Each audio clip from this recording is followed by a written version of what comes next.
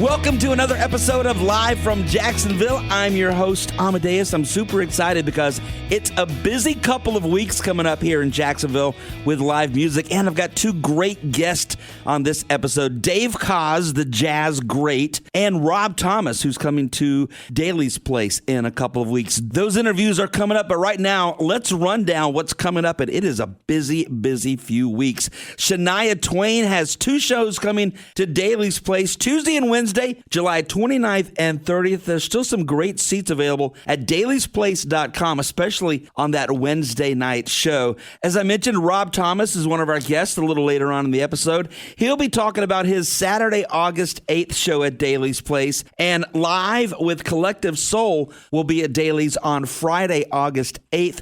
dailysplace.com for these shows and more. At VyStar Veterans Memorial Arena, the Jacksonville Sharps indoor football team's last regular season home game is Saturday, July 26th, and they're hosting a playoff game on Saturday, August 2nd. I've been to a couple of games in the last couple months. I'm going to try to get the team's owner on an upcoming episode to chat about these family fun games. They really are a blast. Also coming to the arena, Riley Green with Ella Langley on Friday, August 8th. That should be an amazing show. Maxwell will be here on Sunday, August 19th, and Nate Bargatze on Friday, August 15th. You can check out arena.jacksevents.com for tickets on these shows and others. Another one of our guests on this episode is jazz great Dave Koz. He'll be telling us all about his Summer Horns tour, which comes to the Florida Theater on Saturday, July 19th. The Yacht Rock Summer Tour hits the Florida Theater on Sunday, July 20th. Ryan Adams is at the Florida Theater on Friday, July 25th. Country music legend Lori Morgan will be there on Saturday, July 26th. And Jacksonville Rock Orchestra perform Faithfully, the music of Journey on Friday, August 8th. FloridaTheater.com for all the information on these shows. I've been reminding you guys for a couple of months that William Shatner is coming to the Thrasher Horn Center for questions and answers and behind-the-scenes stories following a screening of Star Trek II, The Wrath of Khan. That show's right around the corner. It's Sunday, August 3rd. I'm working on getting an interview with Mr. Shatner for our next episode. This is going to be a really cool event. Tickets are still available at thcenter.org, but get them quick because I think as that show gets closer, this thing's going to be almost a sellout. Down at the Amp St. Augustine, the Counting Crows will be here on Saturday, July 19th. Goo Goo Dolls on Wednesday, July 23rd. Brad Paisley on Saturday, August 2nd. And Cypress Hill's Dank Days of Summer Tour hits the Amp on Friday, August 8th. I saw Cypress Hill way back in the day. It seems like it was a different lifetime ago, and they were a lot of fun.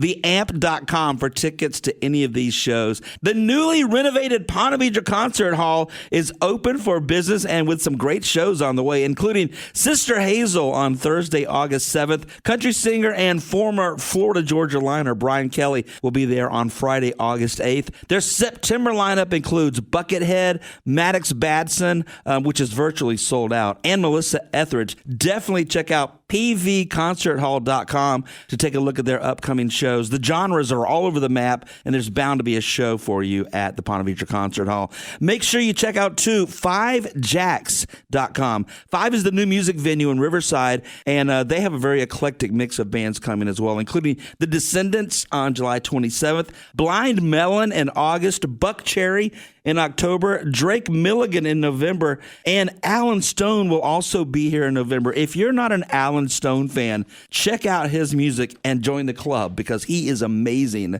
Our first guest is jazz great Dave Koz. His Summer Horns 2025 tour comes to the Florida Theater on Saturday, July 19th. I had a chance to chat with Dave last week, fresh off his Dave Koz and Friends cruise. Well, I got back about a week and a half ago from that. Oh, okay. It was pretty intense, as it always is, but it was beautiful. We had an amazing time. I think it might have been our best cruise to date. Been doing this for about 20 years now, so I think we got it down, and we had a beautiful experience for about 5,000 people. It looked like it was so much fun. Well, it's like a floating music festival, and mostly Americans, about 95% Americans. But it's really a melting pot. Everybody is there, all different kinds of people brought together by their shared love of music, and we just kind of shut out the outside world for a week and just support each other and have a great time and listen to a lot of music, and also go to some really beautiful places. This time was the Netherlands, Norway, and Iceland.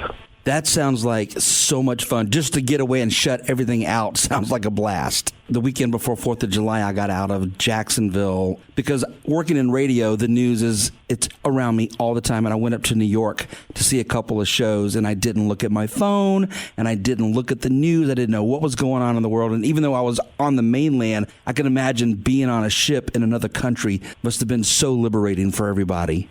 It is, and I'm incredibly grateful to the people that decide to take these trips with us. It's one thing to put your money down and experience the whole thing, but then the thing that, for me, I never ever take for granted is that people have given us a week of their life to entertain us, and it's a huge responsibility. It's a great privilege. It's a huge honor for me, and we have about 200 people that we bring along, artists, musicians, crew, and staff, and travel agent people, and then the guests come on and bring magic and all the different shows. And for the artists as well, it's a chance for us to do something that's different in jazz festivals and shows on land, right? But on the water, it gives an artist, because we're all together for a whole week, kind of marinating in the music, gives the artists and musicians a chance to do things that they wouldn't normally do, or that the guests would normally see them do. So there's special shows that are only available on these cruises, and that's what kind of makes them very special for the artists and also hopefully for the guests. You got me wanting to book the next one. Come on, we're ready for you. It sounds like it. Speaking of the next one, I got to be honest with you, Dave. I don't ever remember you coming to Jacksonville if it wasn't Christmas time.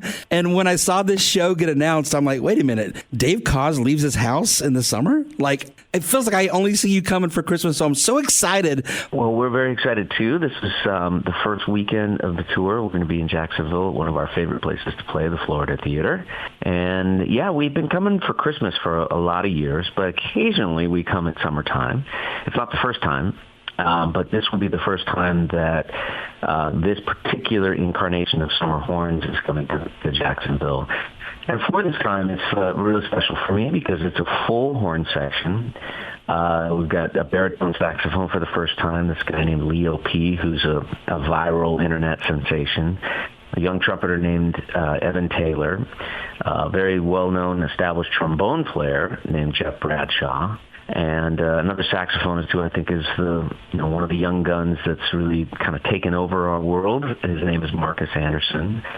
Killer band, and a singer as well, Marcus's twin brother, Marcel Anderson.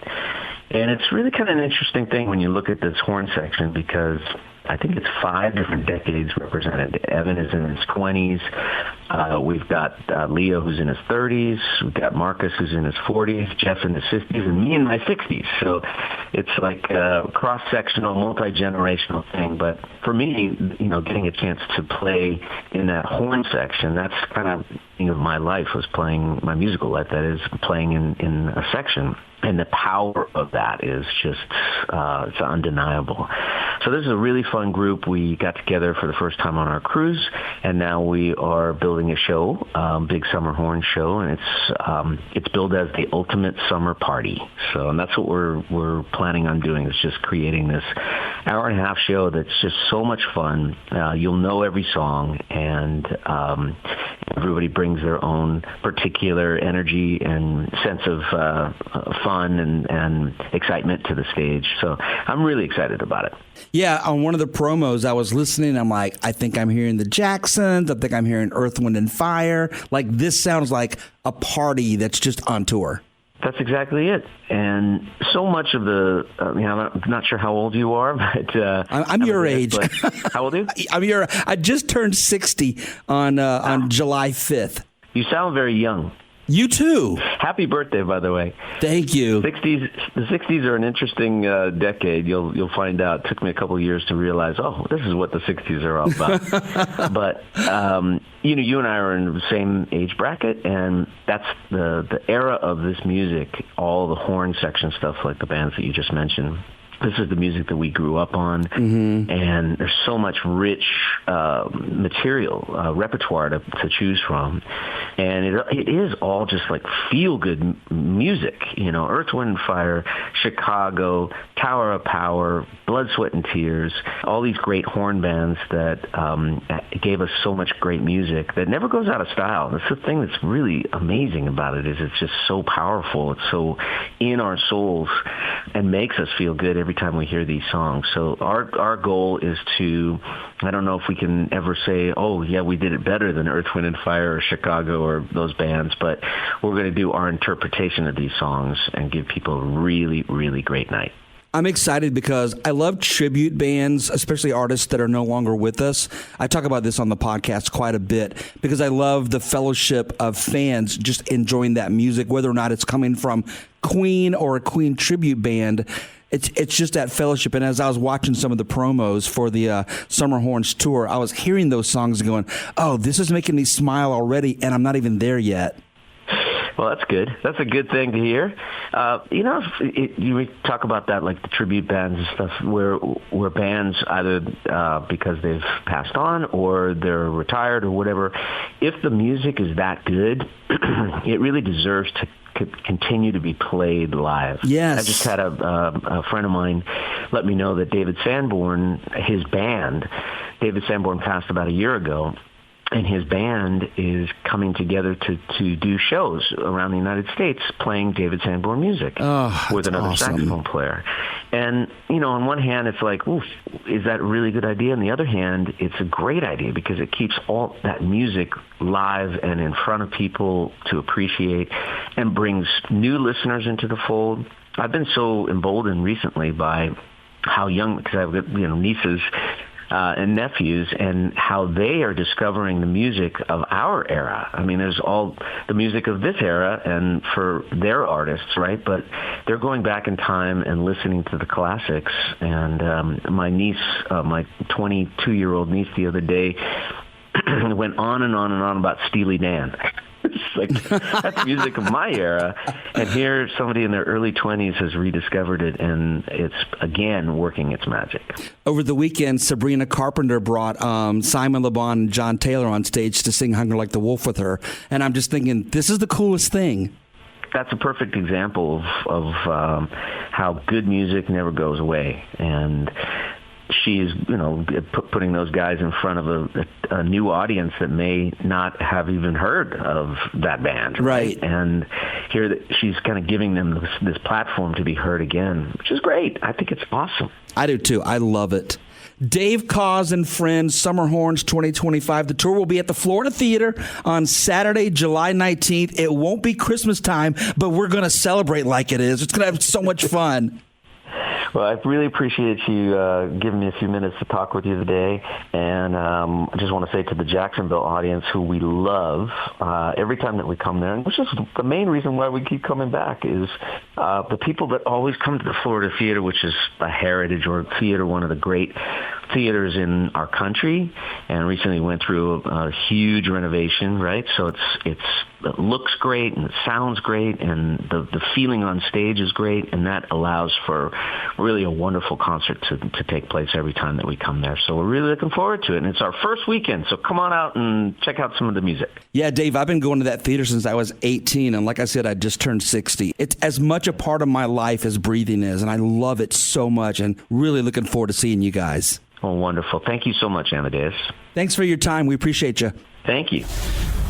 I was a casual fan of Dave's before that interview, but now I'm a big fan of his. He was a nice guy. Well, Rob Thomas will be at Daly's Place on Saturday, August 2nd. I had a chance to chat with him a month or so ago. Here's our conversation about his all-night days tour. I am doing well, man. I'm here at home in Bedford. Oh, nice to be working from home today. Yeah, I mean, it's funny. I think we all learned after the whole COVID experience how many fun things we could do right here. I can make a lot of my record here. I can do interviews. I can talk to you without having to put on big boy pants. Nice. You know what? We never went, obviously we're in a radio station, so we were in studio for the entire pandemic. The rest of the building was not. Sales and all that. So we would come in and do our show, wipe up after ourselves, leave, and the next person would come in and do their show. Yeah, I feel like part of me thinks that the entertainment industry created COVID as a way to save money on producers and make artists have to do all the work. You may not be wrong about that. Hey, we're really excited to have you coming back to Daly's Place. It's been a minute. Yeah, man. I mean, it's good to be back on the road. Like I was out most of last year with festivals and in Australia with Matchbox, and the year before we were out all year. And so now when you go back over to solo, this is like a whole nother world that I get to revisit again. All these songs are like old friends that I get to say hi to again. Yeah, it's the 20th anniversary of your first solo album, Something to Be. And there's a new album coming out. I've been like Sherlock Holmes trying to find the release date. Well, the single's coming out just before the tour in a couple weeks. And then the record will come out like right at the end of the tour. It's going to come out through the fall. Oh, gotcha. Okay, I'm really looking forward to that. Me too. One of my favorite songs to hear you perform live is Smooth. And I don't remember. I don't think you guys do it when you're with Matchbox. Is that right, or am I remembering that wrong? Oh, yeah, no, Matchbox would never do Smooth. I mean, we do it every night in the solo run. And, depending on the time of the year, Carlos and I, who stayed really, really close ever since we did it, if we're on the road at the same time, we always try and find a way to hook up and do it together as well. It's such a great song. I appreciate that, man. Yeah, I mean, that song it's funny. There's Matchbox, and then there's solo, and then there's Smooth. They're like three separate containers. You should be in the Hall of Fame 3 different times then. So I also know I'll pick the one. Yeah, one would be nice, right? I actually went to a ceremony a few years ago for the Rock and Roll Hall of Fame, and it was amazing. Now I want to go every year now. Yeah, I mean, it's a lot of fun. It's so much, it's crazy because there's so much good music, and they keep making, so every year there's more great music and new great artists. I mean, that's what makes it so special. It really is. It's what keeps me young. It's what I love about this industry. Speaking of young artists, your son is on tour with you this time around, right? Yeah, he's taken over the role as the guitar player in the band now. And some of the shows, but more the ones on the West Coast, are going to be his actual band, The Lucky, are going to be opening up some of those shows as well. Oh, that's very cool. He earned the gig. He went to Berkeley College of Music. He graduated. He's been out in L.A. with his band. If he wasn't my son and I just met him and saw his playing, I would have hired him as well. Yeah, I've been following him a little bit on Instagram the last couple of weeks. And so, yeah, I agree. I mean, the guy's got chops. Yeah, no, he's a showboat. And I love watching him kind of come alive. The more we've been playing shows together, just watching him, the physicality of being on stage and kind of knowing what to do with your body when you're playing, that's all something that you can only learn by doing it. And so I've been loving watching him become a better performer every show. That's so cool. Hey, we do this feature on our morning show called Furball Friday, where we like to help get pets adopted out. And I know you have the Sidewalk Angels Foundation. Can you tell me a little bit about that briefly? Yeah. So my wife and I started it. It's over 20 years now. We've raised millions of dollars. They go directly to no-kill animal shelters and animal rescues around the world. We've expanded out to, we have a place in Serbia that we support. We've been really fortunate. Like a good example is next January, I have 3 shows that we're doing just for Sidewalk Angels. Those 3 shows I think we're going to raise around $1.6 million. And at least 1.3 will go directly to the organizations, because everybody who works with me and for me donates their time, my accountant, my manager, so we don't have overhead. So the only thing we have to do is we have to pay our band, have to pay for travel and those things, but almost all the money that we raise goes directly to helping medical centers get built, helping these rescues happen. There's so many people that have boots on the ground that are doing great things in animal rescue, and they need the support and the resources, and that takes funding, and so we try and help with that. You and Miranda Lambert need to get together and do a show. Oh, yeah, she's amazing. Congratulations on the Sidewalk Angels Foundation.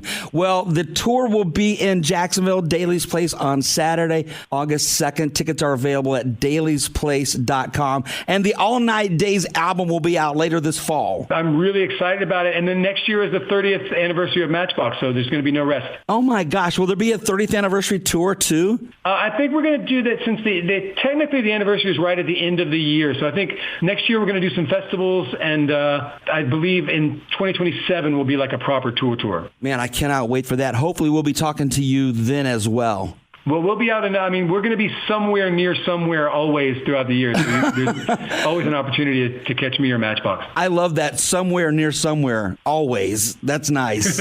Rob, it's such a pleasure to talk to you. I worked in Top 40 back in the day. I don't even know how long ago that was. And you were always so generous with your time. And we really appreciate you. And we're so happy for you and Matchbox success. Were you in Jacksonville back then at the time? Yeah, at a station called WAPE, the Big Ape. Yeah, I've been here. Jacksonville, I think this is a difference. This was a neighborhood. There's like The Point, right, was a station. Yeah, that was one of our stations. One of the first times we ever played a festival, we played a festival in Jacksonville with us, Chris Isaac, and Bob Weir. Yeah, absolutely. I remember that well. Let me tell you something. Jacksonville loves you and loves Matchbox. We have a long history together. Yeah. Well, I know that there's other people wanting to talk to you. I so appreciate your time this morning. We can't wait to see you here in August. Awesome. Thank you so much, Amadeus. Thanks for the time and the help. Yes, sir, Rob. Thanks. Have a great day. You guys, when I got into radio 30-something years ago, of course, we had no idea that podcasts would really be a thing. And I was reluctant to even start one for the longest time. But now I feel like at this point in my career and life, everything has led up to this. And I so enjoy telling you guys about what's coming up and talking to some of these artists that I've been a fan of for most of my career. So thank you so much for listening, and I'll put together another show for you in a couple of weeks and let you know what's happening live from Jacksonville.